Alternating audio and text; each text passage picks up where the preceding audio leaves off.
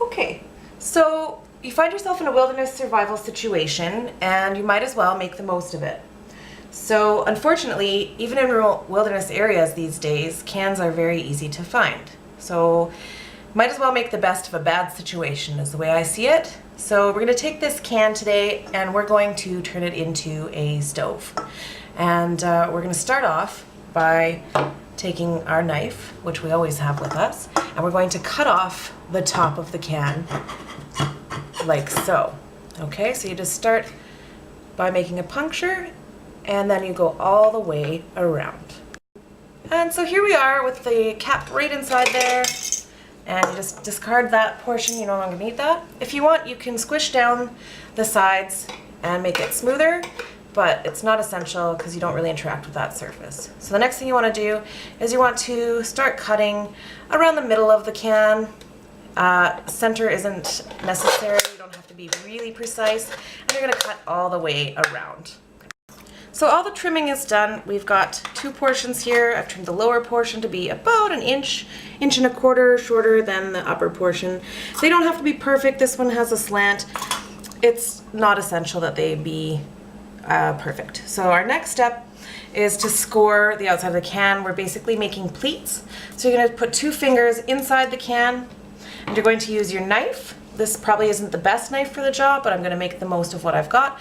So I am going to use the sharp side very carefully because that hook edge is not going to work and it would make it more dangerous than using the sharp side of the knife. So I'm going to start right in that corner of the can and I'm just going to put a nice dent in there. I'm going to move my fingers over 1 finger width and I'm going to make another dent next to it. I'm going to go all the way around the can just like that.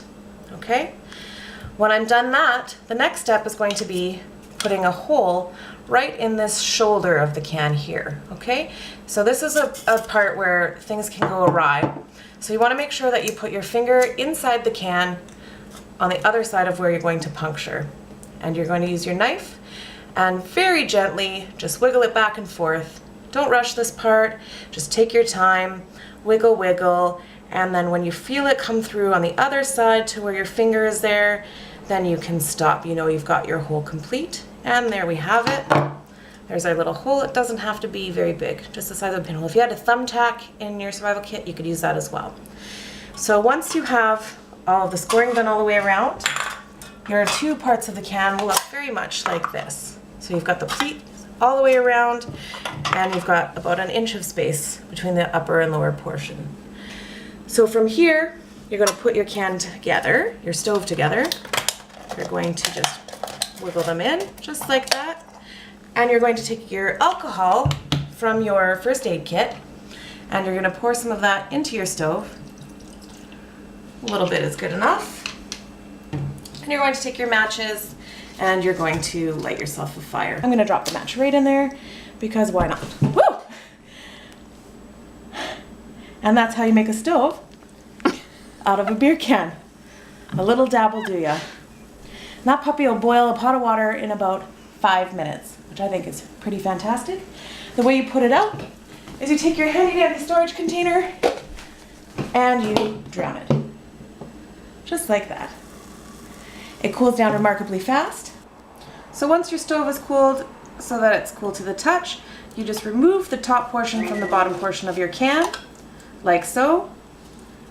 You take your container of alcohol and you can just turn your can into a spout and pour that right back into the container. You can reuse that over and over again. It really takes very little fuel to boil water in this stove. It's quite handy. And now you've got a stove that you can carry with you. If you have a container at home, you can make your own stove and have it in your survival kit, so you don't even need to find a can in the wild. There you have it, an alcohol stove.